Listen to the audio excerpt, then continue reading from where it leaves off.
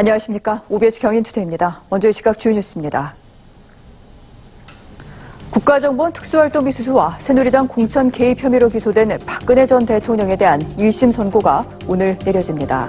한편 검찰은 앞서 열린 국정농단 혐의 항소심에서 박 전 대통령에게 징역 30년을 구형했습니다. 문재인 대통령이 취임 후 처음으로 국정원으로부터 업무 보고를 받습니다. 국정원은 보수단체 지원 의혹 등 지난 정부 국정원 활동에 대한 적폐 청산 결과를 보고할 예정으로 전해졌습니다. 남북 양측이 오늘 동해선 철도 연결 구간에 대한 공동 점검을 진행합니다. 점검은 북측 구간에 대해서만 이뤄질 예정입니다. 11개월 된 영아를 이불을 씌운 뒤 몸으로 눌러 숨지게 한 혐의를 받고 있는 50대 보육교사의 구속 여부가 이르면 오늘 결정됩니다. 보육교사는 경찰 조사에서 아이가 잠을 자지 않아 억지로 재우려고 했다고 진술했습니다. 첫 소식입니다. 박근혜 전 대통령의 국정원 특수활동비 수수와 공천 개입 사건 1심 선고가 오늘 오후 2시에 시작됩니다. 앞서 열린 국정농단 혐의 항소심에서는 검찰이 박 전 대통령에게 징역 30년을 구형했습니다. 현장 취재기자 연결합니다. 김아희 기자. 네, 서울중앙지방법원에 나와 있습니다. 이제 2시간 정도 뒤에 선고 공판이 시작되죠? 네, 오후 2시 417호 대법정에서 박 전 대통령의 특활비 수수와 공천 개입 사건 1심 선고 공판이 진행됩니다. 오늘 재판은 지난 4월 박 전 대통령의 국정농단 사건 1심 선고 때와 마찬가지로 TV로 생중계됩니다. 법정 안에 설치된 법원 카메라 4대가 재판부와 검사석, 피고인석을 비추고 재판부 입장부터 판결문 낭독 때까지 중계합니다. 모든 재판을 보이콧하고 있는 박 전 대통령은 이번에도 모습을 드러내지 않을 전망입니다. 박 전 대통령은 국정원 특활비 36억 5천만 원을 받은 혐의와 새누리당 공천에 개입한 혐의로 재판에 넘겨졌는데요. 특활비의 경우 전 국정원장들과 문고리 3인방이 국고 손실죄만 유죄를 받아 뇌물 혐의는 무죄가 나올 가능성이 크다는 관측입니다. 일부 혐의가 무죄가 나와도 국정농단 사건 1심에서 징역 24년을 선고받았기 때문에 형량은 상당히 늘 것으로 보입니다. 서울고등법원에선 박 전 대통령의 국정농단 사건 항소심 결심 공판이 10시 반부터 시작됐습니다. 검찰은 1심 재판부가 무죄로 인정한 일부 혐의에 대해 유죄를 주장하며 1심과 같은 징역 30년과 벌금 1,185억 원을 구형했습니다. 지금까지 서울중앙지방법원에서 OBS 뉴스 김아희입니다. 동해선 철도 연결 구간 남북 공동 점검에 참가하는 남측 점검단이 오늘 오전 방북했습니다. 황성규 국토교통부 철도국장을 단장으로 하는 점검단 15명은 오늘 오전 버스편으로 군사 분계선을 넘어 금강산으로 향했으며 오후에 귀경할 예정입니다. 남북은 오늘 동해선 연결 구간 가운데 북측 지역인 금강산 청년역부터 군사 분계선까지를 점검하며 오는 24일에는 경의선 연결 구간도 점검합니다. 북한 노동신문이 오늘 남측 당국이 미국의 눈치를 보고 있어 남북 간 중대 문제들이 무기한 표류하고 있다고 강도 높게 비난했습니다. 노동신문은 주제넘는 허욕과 편견에 사로잡히면 이를 그르치기 마련이다란 제목의 개인 필명 논평을 싣고 이같이 불만을 표출했습니다. 특히 문재인 대통령이 싱가포르에서 북미 정상이 직접 한 약속을 지키지 않는다면 국제사회로부터 엄중한 심판을 받게 될 것이라고 발언한 것을 겨냥해 쓸데없는 훈시질이라고 비난했습니다. 미국의 북한에 대한 정제유 추가 공급 금지 요구에 중국과 러시아가 검토할 시간을 더 달라고 밝혔습니다. 현지 시간 19일 로이터 통신과 AFP 통신 등에 따르면 미국이 안보리 산하 대북제재위원회에 북한에 대한 추가 정제유 판매 금지를 요구한 데 대해 중국과 러시아가 이 같은 입장을 밝힌 것으로 전해졌습니다. 미국은 북한이 수입할 수 있는 정유 제품 공급량을 연간 50만 배럴로 제한하고 있는데 밀수를 통해 올해 초 모두 89차례에 걸쳐 선박을 이용해 정제유를 불법적으로 취득했다고 밝혔습니다. 문재인 대통령이 오늘 오후 취임 후 처음으로 국가정보원의 업무 보고를 받습니다.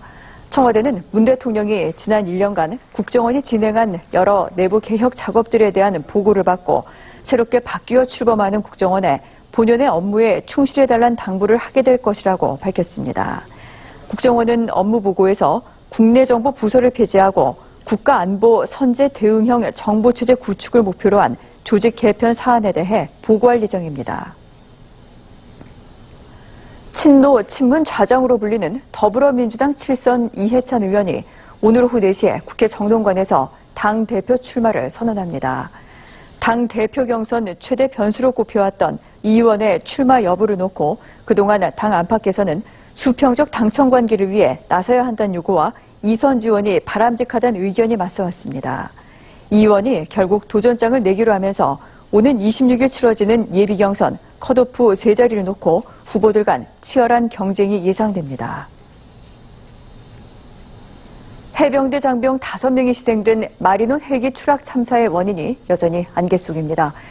유럽에서 발생한 사고의 판박이라는 주장이 나오지만 일치하지 않는 부분도 있어 억측만 커지고 있습니다. 갈태영 기자입니다. 상공에서 헬리콥터 회전 날개가 표류하고 있습니다. 밑에서는 시커먼 연기가 구름처럼 피어오릅니다. 2016년 노르웨이에서 있었던 슈퍼퓨마 헬기 추락 사고입니다. 슈퍼퓨마는 마리논의 모체입니다. 일각에서는 이를 근거로 이번 사고와 판박이라고 주장합니다. 실제로 회전 날개만 떨어져 나간 상황도 상당히 유사합니다. 하지만 분명한 차이가 있습니다.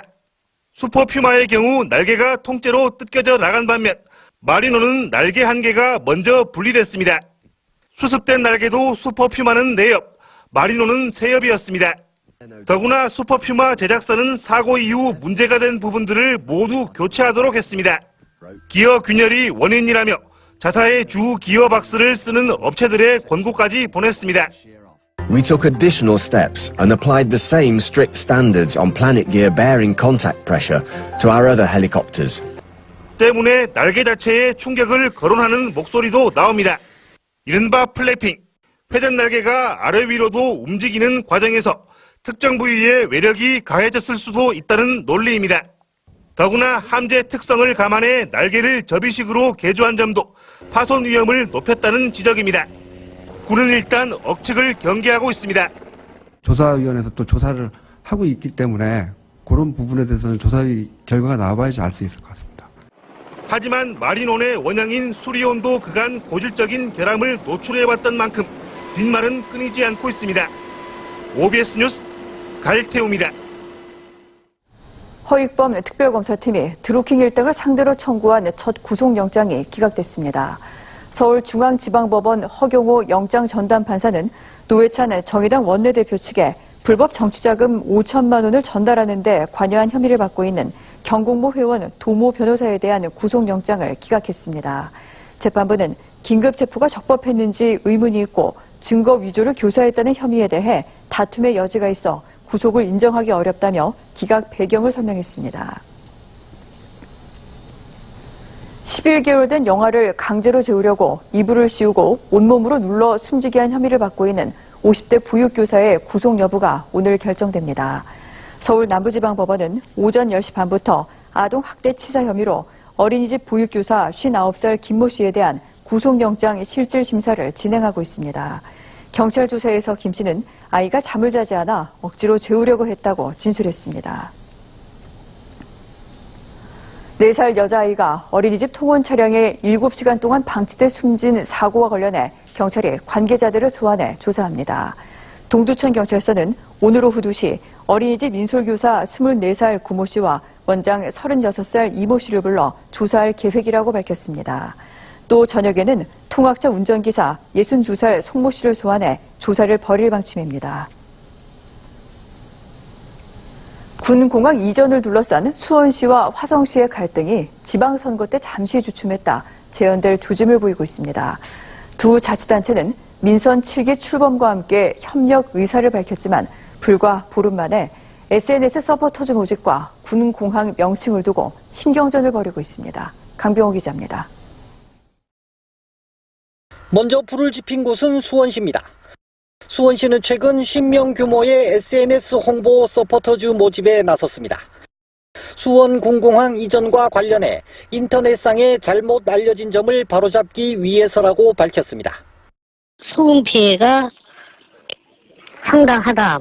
매양리 테마파크라든가 이런 궁평리 종합 관광단지, 청와생태공원 이런 것들이 다 추진이 불가하다. 대화를 기대했던 화성시도 곧바로 20명 규모의 SNS 서포터즈 모집에 나섰습니다. 수원시 홍보 전략에 맞대응하기 위해서입니다. 화성이라고 하는 곳이 또 화홍지구라고 하는 곳이 가치 평가가 제대로 안 돼 있는 상태에서 여기에 수원시가 수원군공항 명칭을 수원화성군공항으로 바꾸려는 조례를 준비하면서 두 자치단체 간 감정의 골이 깊어지고 있습니다. 화성시 입장에서는 굳이 20년 넘게 써온 공항 명칭을 바꾸려는 의도의 촉각을 곤두세우고 있습니다. 수원시는 행정구역상 군공항은 수원에 있지만 군공항 탄약고가 화성에 있어 수원화성군공항이 맞다는 입장입니다. 군공항 이전을 둘러싸고 두 자치단체 간 신경전과 소모전 논란이 불거지자 수원시는 일단 명칭 변경을 위한 조례 제정을 미루는 방안을 검토하기로 했습니다. OBS 뉴스 강병호입니다. 시민들이 행복한 부천, 장덕천 신임 부천시장의 약속입니다. 남들이 부러워하는 부천을 만들기 위해 장 시장이 어떤 준비를 하고 있는지 이윤택 기자가 전해드립니다. 인구 87만 명의 인구 밀도 전국 2위, 낙후된 원도심 환경. 장덕천 시장은 부천시의 여러 현안 가운데 먼저 원도심 재생 사업에 힘을 쏟겠다고 말합니다. 신도심과 구도심의 그런 불균형을 해소하는 문제고, 특히 그 원도심의 그 주차난을 해소하기 위한 주차장 건설에 주력할 생각입니다. 마을 주차장 조성을 위해서는 중앙정부가 추진하는 도시재생 사업과 적극 연계한다는 계획입니다. 시민들의 건강한 삶을 위해 미세먼지 문제도 반드시 해결할 생각입니다.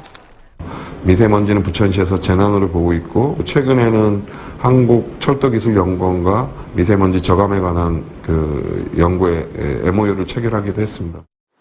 이를 위해 미세먼지 대책관실을 시장 직속 부서로 신설할 방침입니다. 미세먼지 대책관실은 앞으로 공기정화 버스 정류장 쉘터 설치와 공기청정기 학교 보급 등의 업무를 담당하게 됩니다. 장 시장은 무엇보다 시민들과의 소통이 중요하다고 강조합니다. 늘 시민들 편에서 시정을 바라보고 또 시민들과 함께 시정을 펼칠 수 있는 내 곁의 시장이 되겠고, 또 시민들이 든든한 그 힘이 될 수 있게 그 시민들의 든든한 백이 될 생각입니다. 시민들과 같은 곳을 바라보고 같은 꿈을 꾸겠다는 장덕천 시장. 행복도시 부천이 앞으로 어떻게 구현될지 관심이 모아집니다. OBS 뉴스 이윤택입니다. 한국 GM 부평 2공장 근무 체제를 2교대에서 1교대로 바꾸는 안을 놓고 노사가 줄다리기를 하고 있습니다. 한국 GM 노사는 지난 16일과 17일 두 차례 고용안정특별위원회를 열어 안건을 논의했지만 합의점을 찾지 못했습니다. 사측은 부평 2공장 생산 물량을 확보하기 전까지 한시적인 1교대제를 요구한 반면 노조 측은 사측이 확실한 생산 물량 확보 계획을 발표해야 받아들일 수 있다는 입장입니다.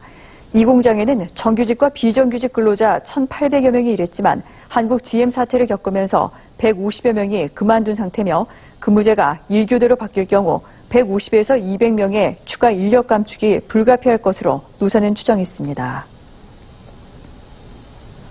대한제국 의병대장의 후손인 카자흐스탄 피겨스케이팅 영웅 한국계 데니스 텐이 흉기에 찔려 숨졌습니다. 카자흐스탄 정부와 현지 매체 등에 따르면 데니스 텐은 자신의 승용차 사이드미러를 훔치던 범인 2명과 난투극을 벌이다 흉기에 찔려 숨졌습니다. 데니스 텐은 대한제국 시절 의병대장으로 활동했던 민궁호의 외고손자로 2014년 소치 동계올림픽 피겨스케이팅 남자 싱글에서 동메달을 땄습니다.